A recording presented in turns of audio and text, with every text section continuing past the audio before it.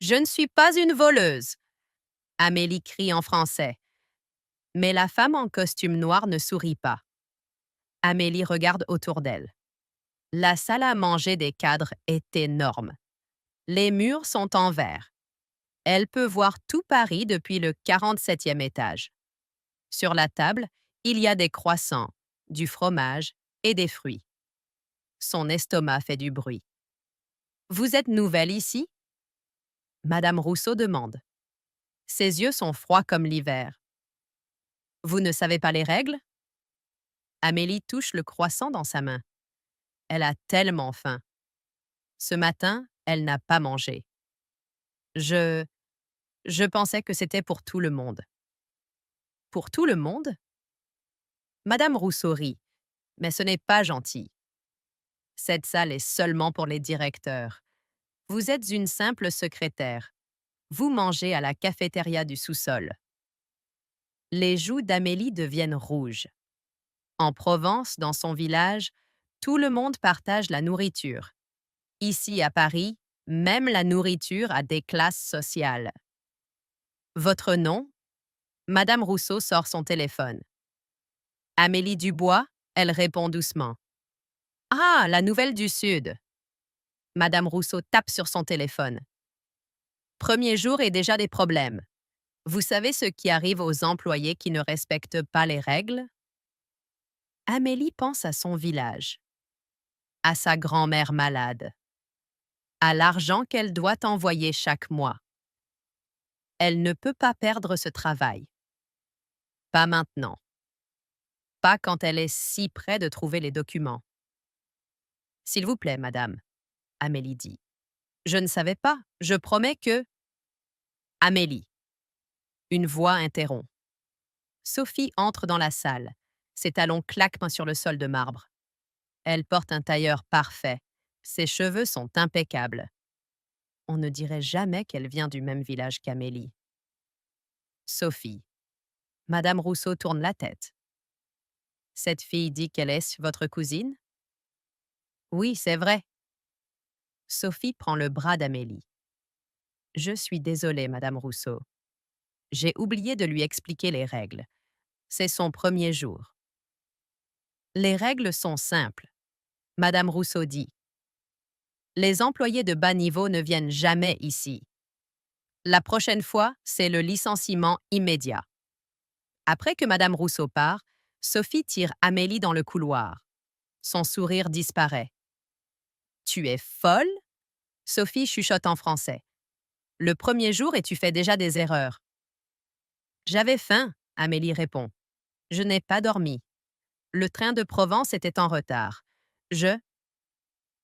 Stop! Sophie regarde autour. Des employés passent. Elle baisse la voix. Tu sais pourquoi nous sommes ici? Les documents que nous cherchons peuvent sauver notre village. Mais si tu attires l'attention... Je sais. Amélie serre les poings. Mais c'est difficile. Tout est différent ici. Les gens ne sourient pas. Ils ne parlent pas. C'est comme une prison en verre. Sophie touche l'épaule de sa sœur adoptive. Pour un moment, son masque de Parisienne parfaite tombe. Je comprends. Ça fait 2 ans que je suis ici. 2 ans que je joue ce rôle. Mais nous n'avons pas le choix. Le PDG? Amélie demande. Il est dangereux, Sophie murmure. Plus que tu ne penses. Les 3 employés qui ont disparu le mois dernier, ils cherchaient aussi quelque chose. Un frisson parcourt le dos d'Amélie. Elle pense à Lucas, son ami d'enfance. Il a dit qu'il travaille ici aussi, mais elle ne l'a pas encore vu. Ce soir, Sophie dit. Il y a une réception? Tous les employés doivent venir, c'est obligatoire. Tu verras le vrai visage de cette entreprise. Alors qu'Amélie retourne à son bureau, une pensée la hante. Dans quoi est-elle tombée? La réception commence à 19 heures. Amélie porte sa seule robe élégante, bleue, simple, achetée au marché de son village. Autour d'elle, les femmes brillent dans des robes de designer. Les hommes parlent d'argent et de pouvoir. Tu restes près de moi. Sophie murmure. Ne parle à personne sauf si on te pose une question. Le grand salon de l'entreprise ressemble à un palais. Des lustres en cristal pendent du plafond. Des serveurs circulent avec du champagne. Amélie n'a jamais vu tant de luxe. Regardez qui est là, une voix dit derrière elle. La petite paysanne. 3 femmes s'approchent. Elles travaillent toutes au département marketing. Leurs sourires sont faux comme leurs ongles. J'ai entendu dire que tu as essayé de voler de la nourriture ce matin, la blonde dit. Dans ton village, vous mangez avec les animaux. Amélie sent la colère monter. Mais Sophie serre son bras. Un avertissement. Nous venons toutes de quelque part. Sophie répond calmement. L'important est où nous allons. Les femmes rient et s'éloignent. Mais Amélie voit comment les autres employés la regardent. Elle est marquée. L'étrangère. La fille du Sud. Soudain, la musique s'arrête. Tout le monde se tourne vers l'entrée. Le PDG entre. Monsieur Blanc a 50 ans mais paraît plus jeune. Grand, cheveux argentés, costume qui coûte probablement plus que la maison d'Amélie. Ses yeux scannent la salle comme un prédateur. Il cherche sa prochaine victime. Quelqu'un chuchote. Les 3 employés disparus. Un autre murmure. Ils ont tous eu des réunions privées avec lui. Le PDG s'arrête devant Sophie. Il sourit. Sophie, ma meilleure assistante. Sa voix est douce mais dangereuse. Vous êtes ravissante ce soir. Merci, monsieur. Sophie répond. Sa voix ne tremble pas. Puis ses yeux trouvent Amélie. Il penche la tête. Et qui est cette charmante créature? Ma cousine, Amélie, Sophie dit. Elle vient de commencer. Ah! Il tend la main. Amélie hésite, puis la prend. Sa peau est froide. Du Sud, n'est-ce pas? On entend votre accent. Oui, monsieur. De Provence. J'adore la Provence. Mais ses yeux disent le contraire. Si simple, si authentique. Il tient sa main trop longtemps. Amélie veut la retirer mais ne peut pas. Tout le monde regarde. Dites-moi, Amélie. Il continue. Pourquoi une fille de Provence vient travailler ici? Pour apprendre. Elle ment. Apprendre. Il répète le mot comme s'il le goûte. Oui, on apprend beaucoup de choses ici. Des choses qu'on ne peut pas apprendre au village. Finalement, il lâche sa main. Mais avant de partir, il se penche vers elle. Son parfum est écœurant. J'ai un projet spécial, il murmure. J'aurais peut-être besoin de quelqu'un comme vous. Quelqu'un de frais. Il s'éloigne. Amélie peut enfin respirer. Tu vois? Sophie dit plus tard, dans les toilettes. Il est dangereux. Les employés qui disparaissent, ils posent tous trop de questions. Ils cherchent tous quelque chose. Comme nous, hein? Amélie dit. Oui, mais nous sommes plus intelligentes. Nous devons l'être. Soudain, la porte s'ouvre. Un homme entre. Amélie veut crier, mais Lucas? Son ami d'enfance est là, en costume de sécurité. Il a changé. Plus grand, plus sérieux. Mais c'est bien lui. Amélie. Il ferme la porte derrière lui. J'ai entendu que tu étais arrivé. Il faut qu'on parle. Lucas, qu'est-ce que tu fais ici? Sophie demande. La même chose que vous. Il sort un badge. Mais j'ai découvert quelque chose. Les employés disparus. Ils ne sont pas morts. Quoi? Amélie sent son cœur battre. Ils sont quelque part dans ce bâtiment, cachés. Le PDG garde des prisonniers. Et ce soir? Il regarde sa montre. Ce soir, il va choisir le prochain. La porte s'ouvre encore. Madame Rousseau apparaît. Qu'est-ce qui se passe ici? Elle voit Lucas. Un homme dans les toilettes des femmes? C'est le renvoi immédiat. Madame Rousseau? Lucas commence. Silence. Elle sort son téléphone. La sécurité arrive. Vous trois, vous venez avec moi. Le PDG veut vous voir. Maintenant. L'ascenseur monte en silence. Amélie compte les étages. 47, 48, 49.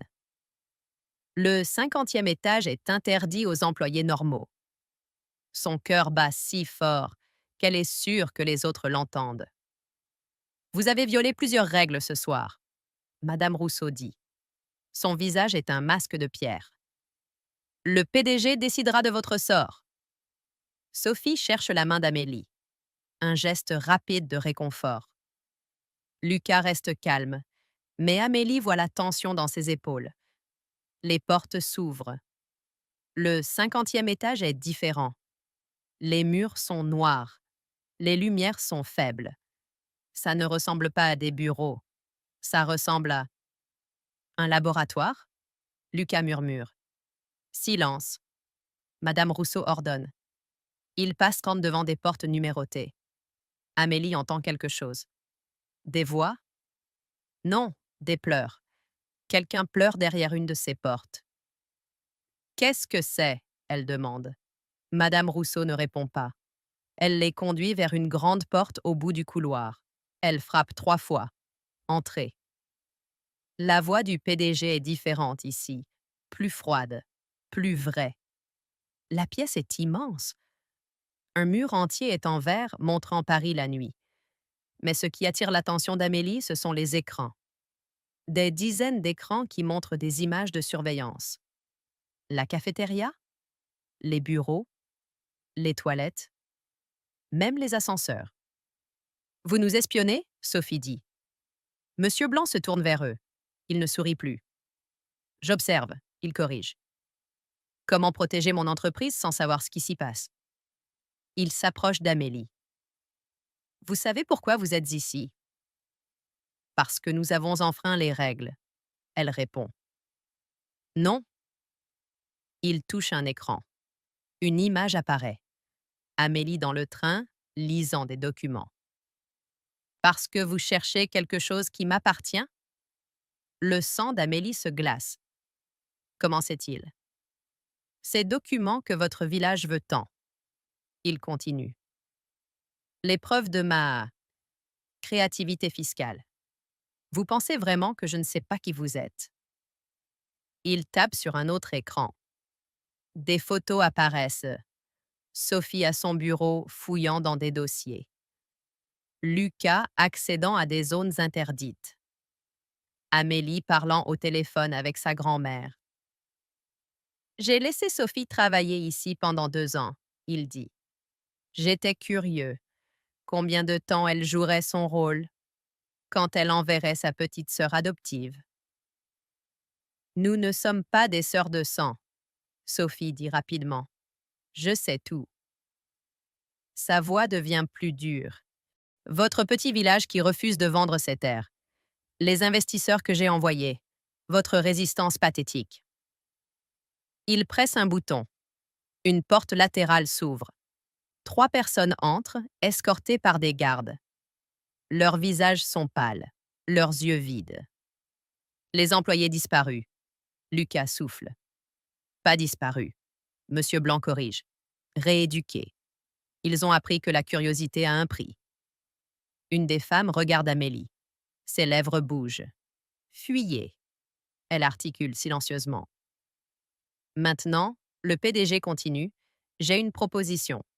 Sophie connaît l'emplacement des vrais documents. Elle va me les donner. En échange, je laisse Amélie et Lucas partir. Et si je refuse? Sophie demande. Il sourit. Ce sourire fait frissonner Amélie. Alors votre petite sœur rejoint mes autres invités. Lucas aussi. Et vous restez mon assistante. Pour toujours. Vous êtes fou, Amélie dit. Non, je suis un homme d'affaires. Et j'ai appris qu'il existe des moyens créatifs de garantir la loyauté. Il montre une seringue sur son bureau. Le liquide à l'intérieur est bleu. Un petit cocktail de ma création. Ça rend les gens très coopératifs. Sophie fait un pas en avant. Les documents sont dans le coffre de mon appartement. 43 rue de la Paix. Le code est 1789. Sophie, non! Amélie crie. Excellent! Monsieur Blanc fait signe aux gardes. Accompagnez Sophie chercher les documents. Les autres restent ici. Alors que les gardes emmènent Sophie, elle se tourne vers Amélie. Ses yeux disent Maud quelque chose. Un message. Mais quoi? La porte se ferme. Amélie et Lucas sont seuls avec le monstre. Maintenant, Monsieur Blanc prend la seringue. Parlons de votre futur dans mon entreprise. Monsieur Blanc s'approche avec la seringue. Amélie recule, mais il n'y a nulle part où aller. Lucas se place devant elle. Prenez-moi d'abord, il dit. Comme c'est touchant. Le PDG rit. L'ami d'enfance qui joue au héros. Soudain, une alarme retentit. Les lumières rouges clignotent. Monsieur Blanc fronce les sourcils et touche son oreillette. Quoi? Comment ça, la police est là? Il court vers ses écrans. Des dizaines de policiers envahissent le bâtiment. Amélie comprend soudain le message dans les yeux de Sophie. L'adresse qu'elle a donnée, ce n'était pas son appartement. C'est un piège, Lucas murmure. Un sourire apparaît sur son visage. Sophie les a envoyés au commissariat. Monsieur Blanc devient rouge de rage. Il se tourne vers eux, la seringue toujours à la main. Vous pensez avoir gagné? Je connais tous les juges de cette ville. La porte explose. Des policiers entrent, armes levées. Mais ce n'est pas n'importe qui mène l'équipe. C'est un homme qu'Amélie reconnaît. Commissaire Durand? Le commissaire de leur village est là, en uniforme complet. Il sourit à Amélie. Bonjour, petite. Ta grand-mère envoie ses salutations? Vous, Monsieur Blanc crache. Vous n'avez aucune juridiction ici. En fait, Lucas intervient, il en a. Il sort un badge de sa poche. Agent Lucas Martin, Police nationale, division anticorruption. J'ai l'autorité nécessaire. Amélie le regarde, bouche ouverte. Tu es flic? Depuis 3 ans? Lucas hausse les épaules. Désolé de ne pas te l'avoir dit. Mission secrète. Les policiers commencent à sécuriser la pièce. L'un d'eux prend la seringue des mains de Monsieur Blanc. Les employés disparus? Amélie dit au commissaire. Ils sont ici, dans les autres pièces. Le commissaire donne des ordres. Les policiers se dispersent. On entend des portes s'ouvrir, des cris de soulagement. Sophie revient, escortée par 2 officiers. Elle court vers Amélie et la serre dans ses bras. Tu as compris mon signal. L'adresse, Amélie rit malgré tout. 1789, la Révolution française. J'aurais dû savoir que ce n'était pas ton code. Monsieur Blanc est menotté. Mais même maintenant, il garde son arrogance. Vous ne prouvez rien. Mes avocats. Vos avocats auront du travail. Lucas l'interrompt. Il tient un disque dur. Toutes vos surveillances illégales sont enregistrées ici, y compris vos confessions de ce soir. Tu as tout enregistré? Sophie demande. Lucas tape sur sa cravate. Micro caché, cadeau du gouvernement. Alors qu'ils emmènent Monsieur Blanc, il se tourne une dernière fois vers Amélie. Votre village. Il siffle. Il ne survivra pas sans mon argent. Vous verrez. Amélie s'avance. Pour la première fois depuis son arrivée à Paris, elle se sent forte. Notre village a survécu pendant des siècles sans vous. Il continuera. Parce que nous avons quelque chose que vous ne comprendrez jamais. Quoi donc? La vraie richesse vient de la terre et de la communauté, pas des comptes en banque. Les portes de l'ascenseur se ferment sur le visage furieux de Monsieur Blanc. Le commissaire Durand s'approche d'Amélie. Les documents originaux sont en sécurité. Nous avons trouvé assez de preuves dans son bureau pour l'envoyer en prison pendant longtemps. Et le village? Sophie demande. Sauvé. Les investisseurs perdent tous leurs droits. Les terres restent à la communauté. Amélie sent les larmes couler. Après tout ce stress, c'est fini.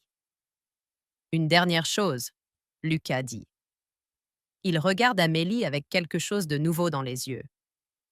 Maintenant que la mission est terminée, tu veux prendre un café? Un vrai café, pas celui de la machine du bureau? Sophie rit. Il a seulement attendu 3 ans pour te demander ça. 3 ans? Amélie rougit. Depuis le lycée, Lucas avoue. Mais tu étais toujours en train de courir partout, de grimper aux arbres, de voler des pommes. Je ne volais pas, Amélie proteste. Je les redistribuais. Ils rient tous. Mais un bruit les interrompt. L'ascenseur remonte. Qui peut monter maintenant? Le commissaire fronce les sourcils.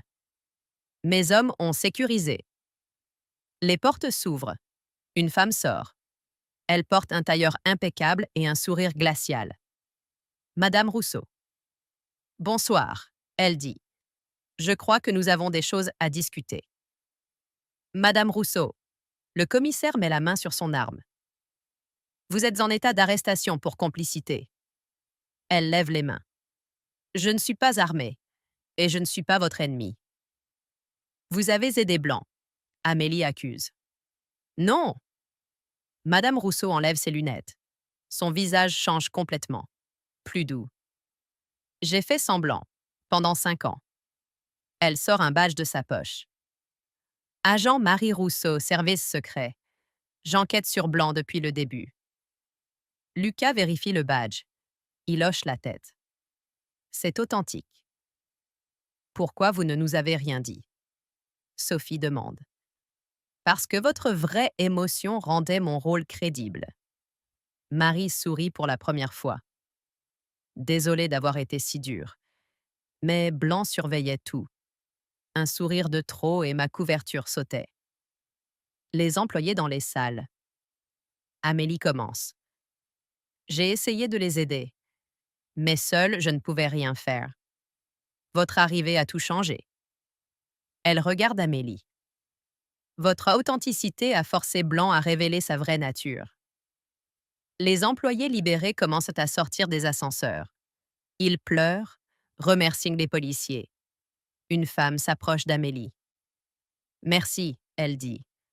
J'ai entendu ce que vous avez dit à Blanc, sur la vraie richesse. D'autres s'approchent. Ils veulent tous remercier Amélie, Sophie et Lucas. Vous êtes des héros, un homme dit. Amélie secoue la tête. Nous avons juste fait ce qui était juste. C'est ça l'héroïsme, Marie Rousseau dit. Le soleil commence à se lever sur Paris. La ville s'éveille. Depuis le 50e étage, tout paraît différent maintenant. On rentre à la maison? Sophie demande. Oui, Amélie répond. Grand-mère doit s'inquiéter. Une semaine plus tard, le train arrive en Provence.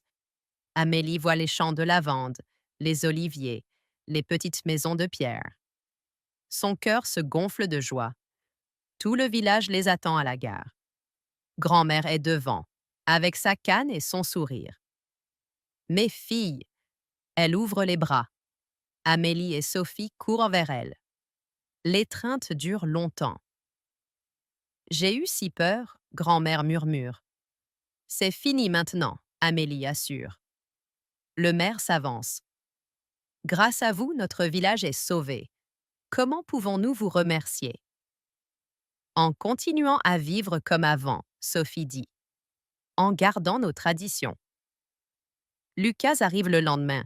Il a demandé un transfert au commissariat local. La grande ville ne me manquera pas. Il dit à Amélie alors qu'il marche dans les champs. Tu es sûre, plus d'action, plus d'aventure. J'ai eu assez d'aventures. Il prend sa main. Maintenant, je veux une vraie vie. Ici. Avec toi. Amélie rougit mais ne retire pas sa main. 1 mois passe. La vie reprend son cours normal. Amélie aide sa grand-mère au marché. Sophie ouvre une petite école pour enseigner aux enfants. Lucas patrouille dans les rues tranquilles. Un soir, ils dînent tous ensemble dans le jardin. Les étoiles brillent. L'air sent la lavande. Vous savez quoi? Amélie dit. Blanc avait tort. Sur quoi? Sophie demande. Il disait que notre village ne pouvait pas survivre sans son argent. Mais regardez-nous, nous sommes plus forts que jamais. Grand-mère lève son verre. À mes courageuses petites filles, vous êtes parties affronter le dragon et vous êtes revenues victorieuses. Nous n'étions pas seuls. Amélie regarde Lucas. La famille, ce n'est pas seulement le sang, grand-mère dit. C'est ceux qui restent quand les temps sont durs. Il trinque. Le son des verres résonne dans la nuit provençale. Paris ne me manque pas du tout, Sophie avoue. Même pas les croissants chics? Amélie taquine. Les croissants de la boulangerie du village sont meilleurs. Ils ont le goût de la maison. Marie Rousseau leur rend visite parfois. Elle a gardé contact. Lors de sa dernière visite, elle apporte des nouvelles. Blanc a pris 20 ans de prison.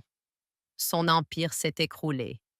Beaucoup de villages comme le vôtre sont maintenant protégés. Une victoire, Lucas dit. Non, Amélie corrige. Un nouveau départ. Elle regarde autour d'elle. Sa famille, son village, sa vie simple mais riche. La vraie richesse, elle pense, est exactement ici. Le soleil se couche sur la Provence. Demain sera un autre jour. Mais ce soir, ils sont ensemble. Ils sont chez eux. Ils sont libres. Oh, merci d'avoir regardé. Si vous voulez savoir ce qui se passe ensuite, tapez continuer dans la section commentaires.